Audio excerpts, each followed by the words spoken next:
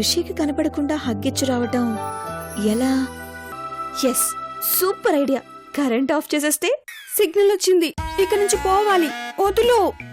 Signal ఏంటి బుట్టబొమ్మ? అసలు నువ్వు నన్ను నిద్రపోనిస్తేగా బుట్టబొమ్మ.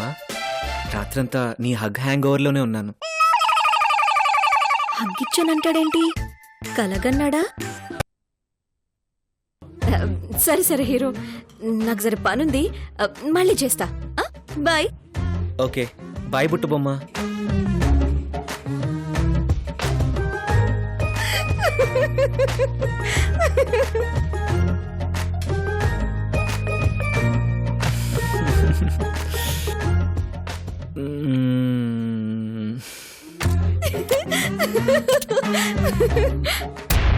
బాబోయ్, మనోడి హ్యాంగ్ ఓవర్లో ముసుగుదని పడుకుంటాడేమో.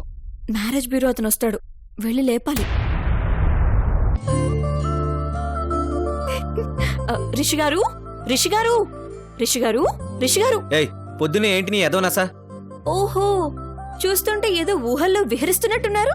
ఏంటి విషయం? బోల్డ్ అని ఉంటాయి, అవన్నీ నీకెందుకు? మా ఫీలింగ్స్ మాకుంటాయి. అవునా? ఏంటో అవి? ఏయ్, నీకెందుకు? చిరాకు తెప్పించకుండా ముందెందుకు వచ్చావు చెప్పు. అదేంటండి, చైత్రకి సంబంధాలు చూపించడం కోసం మ్యారేజ్ బ్యూరో అతను వస్తున్నాడు, మర్చిపోయారా? మర్చిపోయానే. అదేంటో అంత విషయం. ఏయ్, నీకు అనవసరం చెప్పాను కదా, వెళ్ళి నీ పని చూసుకో, నేను రెడీ అయ్యి వస్తాను. సర్లేండి, కలలు కంటూ నిద్రపోకుండా త్వరగా రండి. ఏయ్, బాగా ఎక్కువైపోయింది నీకు ఈ మధ్యన. ఏంటో బుట్ట బొమ్మను కలవరిస్తూ ఏదేదో చేసేస్తున్నాను.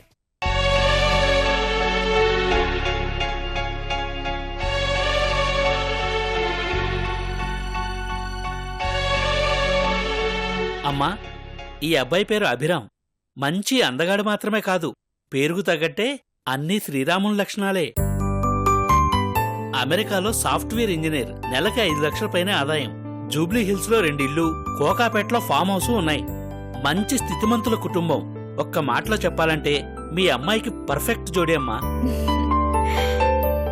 చైత్ర, ఒకసారి ఫోటో చూడు. పర్లేదమ్మా, నువ్వు చూడు, నీకు నచ్చితే నాకు ఓకే. అదేంటమ్మా, అచ్చం పాతకాలపు అమ్మాయిలా మాట్లాడతావే? చేసుకోబోయేది నువ్వు, అబ్బాయి నీకు నచ్చాలి కదా. హాయ్ యోగి, కరెక్ట్ గా టయానికి వచ్చావు. చైత్రకి సంబంధాలు చూస్తున్నా. రా, వచ్చి ఒక మంచి అబ్బాయిని సెలెక్ట్ చెయ్యి. రా.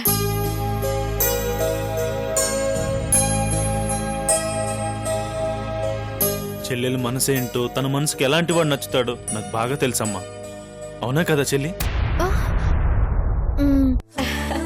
అయితే ఇంకా కావాల్సిందే ఉంది, ఇద్దరూ కలిసి ఒక మంచి కురాన్ని సెలెక్ట్ చేయండి. ఇదిగో, ఈ అబ్బాయి ఎలా ఉన్నాడో చూడండి. చూడటమే వేస్ట్, వీడు సాఫ్ట్వేర్ లా కాదు, తిరుపతిలో దువ్వెలు నమ్ముకునే వాళ్ళ ఉన్నాడు.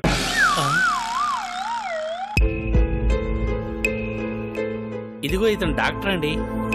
నాంపల్లిలో సొంత హాస్పిటల్ కూడా ఉంది. ఏంటి, పశువుల హాస్పిటలా? వీడే పెద్ద పేషెంట్ లా ఉన్నాడు. వీడి డాక్టర్ ఏం స్వామి? ఇదిగో ఇతను చూడండి, ఇతను పెద్ద బిజినెస్ మ్యాగ్నెట్. ఏం వ్యాపారం? రాజస్థాన్లో ఇసుక అమ్ముతాడా ఏంటి? మార్నింగ్ వాక్ వెళ్లే వాళ్ళకి కాఫీలు టీలు అమ్ముకునే వాళ్ళ ఉన్నాడు. వీడి బిజినెస్ మ్యాగ్నెట్ ఏంటి? ఇదిగో ఇతను చూడండి. భద్రంగా బ్యాగ్ లో పెట్టుకోండి. మీరన్ని ఉప్మా సంబంధాలు, కిచిడి సంబంధాలు తెచ్చారని దీన్ని బట్టి అర్థమవుతుంది. మా చెల్లెల కలర్ ఏంటి, అందం ఏంటి? ఈ యువరాణిని కట్టుకోబోయేవాడంటే ఎలా ఉండాలి, ఏ రేంజ్ లో ఉండాలి? ఓ మహారాజులా, ఓ చక్రవర్తిలా ఉండాలి. అంతేగాని ఇలా కంకరాలు కొట్టుకునే వాళ్ళ ఉండకూడదు. అర్థమైంది బాబు. ఓ ప్రభాసు, ఓ మహేష్ బాబు రేంజ్ లో మీరు ఎక్స్పెక్ట్ చేస్తున్నారని నాకు అర్థమైంది. కాకపోతే చాలా కష్టం బాబు, అలాగే కొంచెం టైం పడుతుంది కూడా. పర్లేదండి, కావాల్సినంత టైం తీసుకోండి, కానీ మంచి క్వాలిటీ సంబంధం తీసుకురండి. అలాగే బాబు. అమ్మా, ఇక నుంచి నేను అలాంటి సంబంధాలు వెతికే పనిలోనే ఉంటాను. వస్తానమ్మా. మంచిదండి. వస్తాను బాబు.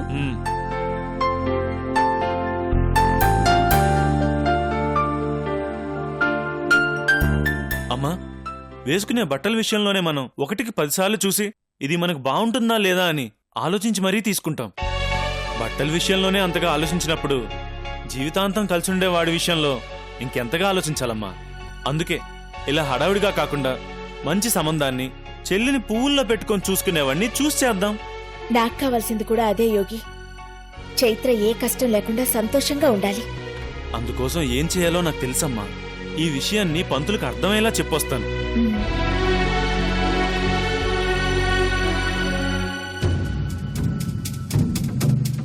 పంతులు, బాబు, మీరు చెప్పిన కాన్సెప్ట్ నాకు బ్రహ్మాండంగా అర్థమైంది. అలాంటి కుర్రాన్నే తీసుకొస్తాను. మీరు నిశ్చింతగా ఉండండి. సంబంధం చూడకుండానే ఇంత ఇచ్చారంటే చూస్తే ఇంకెంత ఇస్తారో. ఇస్తాను కానీ తీసుకోవడానికి నువ్వు ఉండవు. ఈ కాన్సెప్ట్లోని మీనింగ్ ఏంటో నాకు పూర్తిగా అర్థం కావట్లేదు బాబు. నీకు ఈ డబ్బులిచ్చింది సంబంధాలు చూడటానికి కాదు, చూడొద్దని చెప్పటానికి. ఇంకోసారి ఫోటోలు తీసుకుని టేపు వచ్చావనుకో, ఈ ఫోటోకి దండేయాల్సి వస్తుంది. ఇదేం ట్విస్ట్ బాబు? మరిందాక మహేష్ బాబు, ప్రభాసు అన్నారు. నీకు ఆన్సర్ కావాలా, ప్రాణాలు కావాలా? ప్రాణాలే కావాలి బాబు, పారిపోతున్నాను. నేనుండగా నా చెల్లి పెళ్ళి వేరే వాడితే ఎలా జరుగుతుంది?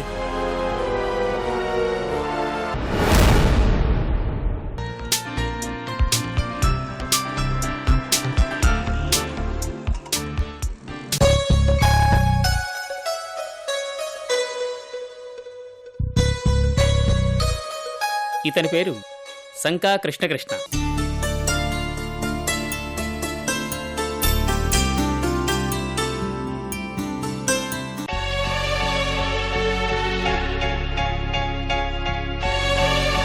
మీలాగే దానం చేసిన వ్యక్తే, కాకపోతే నెల నెలా అతని జీతంలో 20% ఈ హోమ్ కి ఇస్తుంటారు. అందుకే అతని ఫోటో స్పెషల్ గా పెట్టుకున్నాం.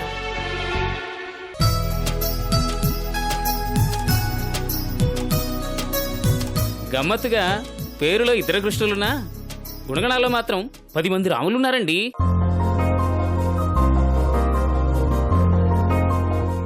ఇన్ఫోసిస్ లో సాఫ్ట్వేర్ ఇంజనీర్, నెలకి 2 లక్షల పైనే జీతం.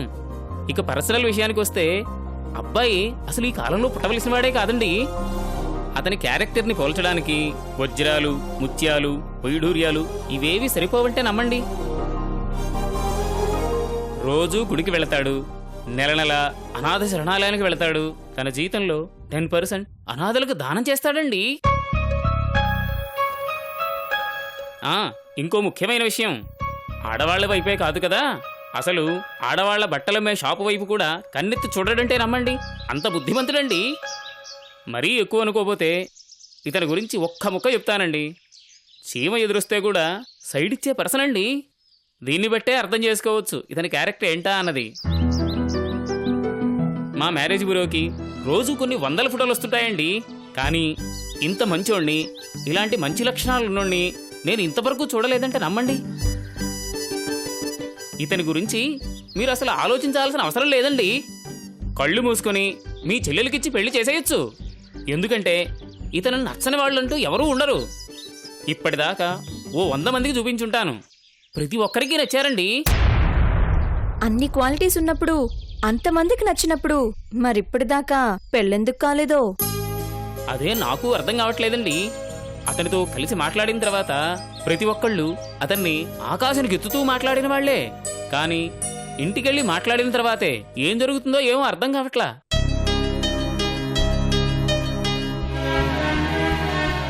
సార్, ఏదో కమిషన్ కోసం కకృతి పడి చెప్పట్లేదు. కుర్రాడు నిజంగా సూపర్ అండి. ఇతన్ని చేసుకుంటే మీ చెల్లెలు చాలా చాలా సంతోషంగా ఉంటుందండి. ఇది మాత్రం గ్యారంటీగా చెప్పగలనండి. ఫోటో వెనకాల ఆ అబ్బాయి అడ్రస్ ఉంది. ఒకసారి కలిసి మాట్లాడితే మీకే అర్థమవుతుందండి.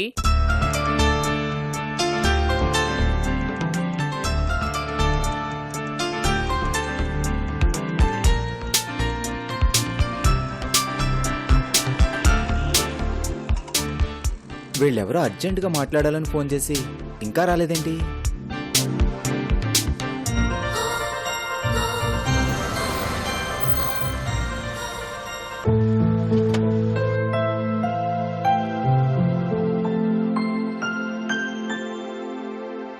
హాయ్ కృష్ణ. హాయ్, ఫోన్ చేసింది మీరేనా? అవును. ఏంటి సార్, ఏదో అర్జెంటుగా మాట్లాడాలన్నారు. విషయం ఏంటో అర్థం కాక పిచ్చ టెన్షన్గా ఉన్నాను. అసలు మ్యాటర్ ఏంటి సార్? ఎక్కడైనా రామకృష్ణ అని పెడతారు, లేదంటే మురళీకృష్ణ అని పెడతారు. కానీ మీ పేరేంటండి వెరైటీగా కృష్ణ కృష్ణ అని పెట్టారు? ఆ? నా పేరు మీద రీసెర్చ్ చేయడానిక మీరు వచ్చింది? ఈ ముక్క ఫోన్లో అడిగినా చెప్పేవాడిని కదండి. మా ఫ్యామిలీ కొంచెం డిఫరెంట్ లేండి, అందుకే నా పేరు కూడా కొంచెం డిఫరెంట్గా పెట్టారు. కృష్ణ, మేము వచ్చింది నీ పేరులో ఉన్న వెరైటీ గురించి తెలుసుకోవడానికి కాదు, నీతో పెళ్లి సంబంధం గురించి మాట్లాడడానికి. పెళ్లి సంబంధమా? అదేంటండి అంత షాక్ అయ్యారు? జనరల్గా కరెంటును ముట్టుకుంటే షాక్ కొడుతుంది, కానీ నాకు మాత్రం పెళ్ళనే పదం వింటేనే షాక్ కొడుతుందిలేండి. అదేంటి విచిత్రంగా? హ, ఈ విచిత్రం వెనక రెండో ప్రపంచ యుద్ధానికి ఉన్నంత చరిత్ర ఉందిలేండి. ముందు మీరు వచ్చిన విషయం గురించి చెప్పండి.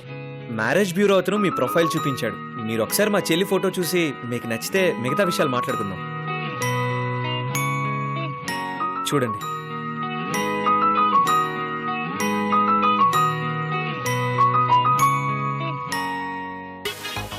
ఒక్క నిమిషం అండి.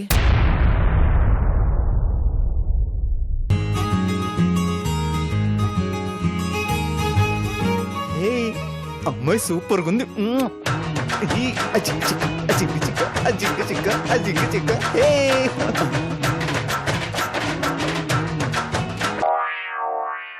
దేవుడా, ఇప్పటిదాకా 100 సంబంధాలు వచ్చి వెళ్ళాయి, కనీసం ఈ సంబంధమైన ఓకే అయ్యేలా చూడు స్వామి.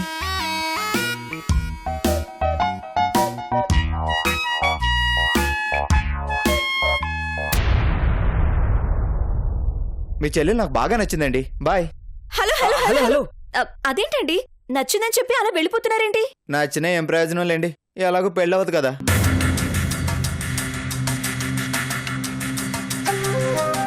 ఆ అదృష్టమే ఉండి ఉంటే ఎప్పుడు 2 ఏళ్ల క్రితమే పెళ్ళయి ఉండేది.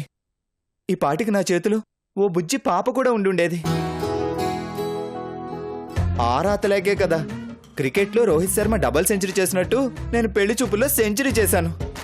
గజనీ మహమ్మద్లా ఇంకా దండయాత్రలు చేస్తూనే ఉన్నాను. నాకు విషయం అర్థం కావట్లేదు కృష్ణ. మ్యారేజ్ బ్యూరో అతను మీ గురించి చాలా గొప్పగా చెప్పాడు.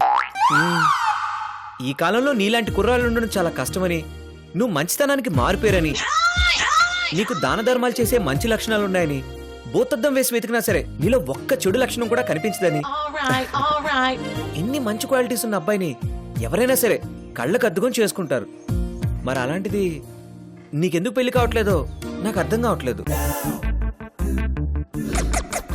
100 సంబంధాలు చూసామని చెప్తుంటే చాలా షాకింగ్ గా ఉంది తెలుసా. అసలేంటి ప్రాబ్లం? మా ఫ్యామిలీ. ఫ్యామిలీనా? అతను కూడా ఇదే చెప్పాడు. మిమ్మల్ని చూసి నచ్చిన వాళ్ళంతా మీ ఫ్యామిలీని చూసి భయపడిపోతున్నారని. అంత భయంకరమైన ఫ్యామిలీనా మీది? కొంపదీసి నక్సలైట్లు, టెర్రరిస్టులు లేక మాఫియా ఇలాంటి బ్యాక్గ్రౌండ్ ఏదైనా ఉందా ఏంటి? న్యాయం కోసం గన్న పట్టుకునేవాడు నక్సలైట్, భయపెట్టడం కోసం గన్న పట్టుకునేవాడు మాఫియా. ఈ 2 లక్షణాలతో పాటు ఇంకా కొన్ని విచిత్రమైన లక్షణాలు కలిపితే మా ఫ్యామిలీ. అర్థమైనా అర్థం కానట్టే ఉంది. కొంచెం అర్థమయ్యేలా క్లియర్ గా చెప్తారా? అర్థం కావాలంటే లైవ్ లో చూడాలి, అర్థం చేసుకోవాలంటే దగ్గరగా చూడాలి. అర్థమయ్యేలా చాలా క్లోజ్ లో చూపిస్తాను, నాతో రండి. కృష్ణ, ఏంటి సార్? మీ ఫ్యామిలీ గురించి తెలుసుకోబోయే ముందు మా ఫ్యామిలీ గురించి నీకో విషయం చెప్పాలి. చెప్పండి సార్. మా నాన్నకి 2 భార్యలు. మా పిన్ని కూతురే ఈ అమ్మాయి. మరి ఈ విషయంలో నీ ఒపీనియన్ ఏంటో ఒక మాట చెప్తే. సార్, ఇది నా దృష్టిలో అసలు మ్యాటరే కాదండి. ఇలాంటి విషయాలు నేను అసలు పట్టించుకోను కూడా. నాకు కావాల్సింది అమ్మాయి ఏంటా అన్నది సార్, అంతేగాని తన బ్యాక్గ్రౌండ్ ఏంటా అన్నది కాదు. అయినా మా ఫ్యామిలీని చూశాక మీరు నాకు చెప్పకుండానే పారిపోతారులేండి. ఇక ఈ విషయాల గురించి మాట్లాడుకుని ఏం ప్రయోజనం లేండి. సరే, ముందు వెళ్దాం పదండి.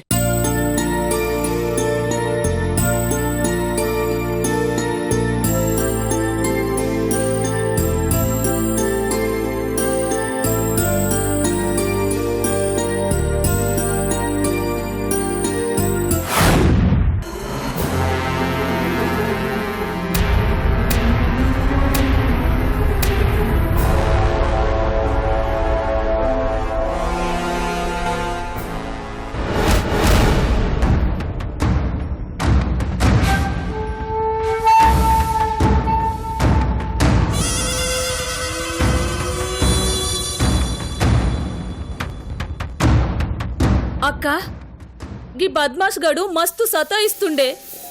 తాగొచ్చి రోజు కొడుతుండక్క. పనికి పోడంట. నేను పనికి పోయి తెచ్చుకొండ పైసలు గుంజుకు పోయి తాగుతుండక్క. అక్క నన్ను పోరగాళ్ళని బొక్కలు ఇరిగేటట్టు కొట్టి పోరగాళ్ళ స్కూల్ ఫీజు కని పెట్టిన పైసలు కూడా ఎత్తుకుపోయి తాగుతుండక్క. వేడి నోట్ల మన్నుబడ అక్క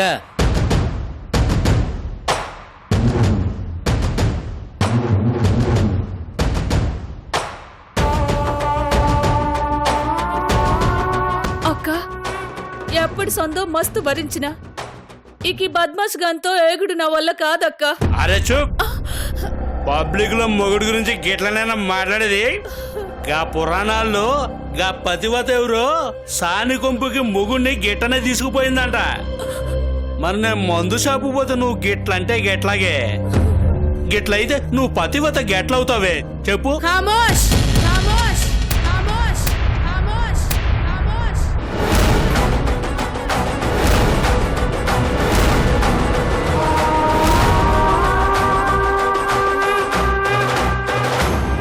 రేయ్ వారణాసి, అక్క పోయి కళ్ళు సీసాలు తీసుకురా పో.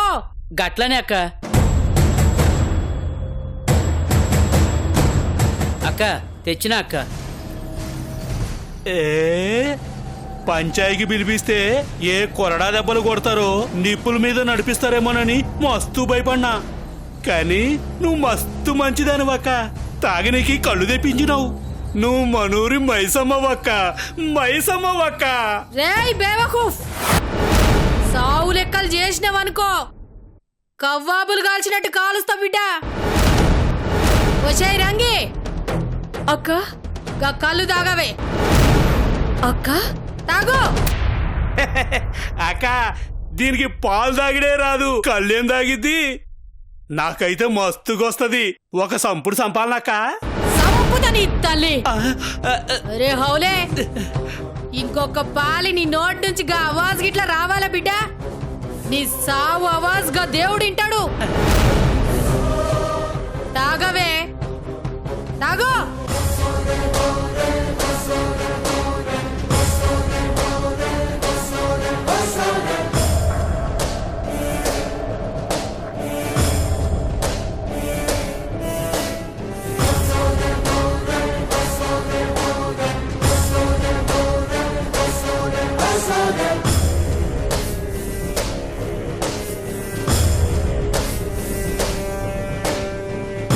ఏయ్ రంగి, గీ దేడు దిమాగ్గాడు రోజు దాగొచ్చి నిన్ను ఎట్లా కొడతాడో దానికి డబల్ కొట్టాలే. కొట్టు అక్క, షేర్ లెక్క ఉండేటోండక్క. పెళ్ళాం చేతిలో దెబ్బలు తింటే పబ్లిక్ లో నా ఇజ్జత్ పోయిద్దక్క. చెప్పే హౌలే, మాట గిట్లా వచ్చిందంటే చెరుగ్గడ లెక్క పిప్పి చేసేస్తా. రంగి రంగు పడాలా. కొట్టు. రేయ్, నన్నే కొడతావురా? ఏంది ఇది? అరే, మొగుడ్నే కొడతావా? డబ్బులు తీసుకుపోయి స్కూల్ ఫీజు కట్టకుండా తాగుతావురా? నన్ను వదిలేవే. నీ నోట్లో మన్ను నన్ను పడా. ఇడిసేవే. మన్ను పడా. రంగి, నన్నే నీ కాలు కొడతావురా? మొక్కుతానే. నన్నే కొడతావురా నువ్వు? లేవు. రంగి, తాగుతావురా? నన్ను ఇడిచిపెట్టే. నీ యదోనమ్మ అన్ను పోయా. అబ్బా. రంగి, ఈయనే. పిల్లగాళ్ళ ఫీజులు తీసుకెళ్ళి తాగనే. ఇయ్యాల నా చేతిలో చచ్చావురా? రంగి, వదిలేవే. చావురా? చావు. నీ కాలు మొక్తక్క, నన్ను క్షమించక్క, నన్ను వదిలేయమని చెప్పక్క. అవ్వా. నిజం అక్క, పడిపోను. చెప్పక్క. చావురా? చావు. అక్క, రంగి, రేయ్ బద్మాష్, బుద్ధి గిట్ల తెచ్చుకొని ఒళ్ళు దగ్గర పెట్టుకొని ఉండు. గట్లా కాకుండా ఇంకొక పాలి నువ్వు తాగొచ్చి కొట్టినట్టు తెలియాల బిడ్డ.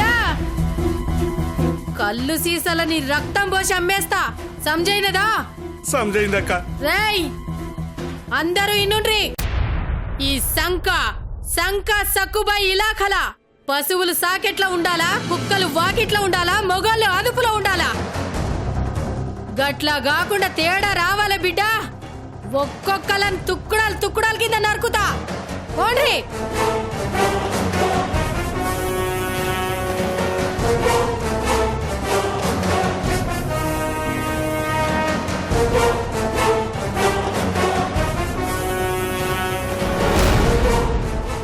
మా అమ్మ సంకా సక్కు బాయ్. హ్మ్. తీర్పు విచిత్రంగా ఉన్నా మీ అమ్మవాడికి భలే బుద్ధి చెప్పిందయ్యా. ఆ, అంటే మా అమ్మ తీర్పు చెప్పిన పద్ధతి మీకు నచ్చినట్టేనా? సూపర్ గా. నెక్స్ట్ ఎవరు?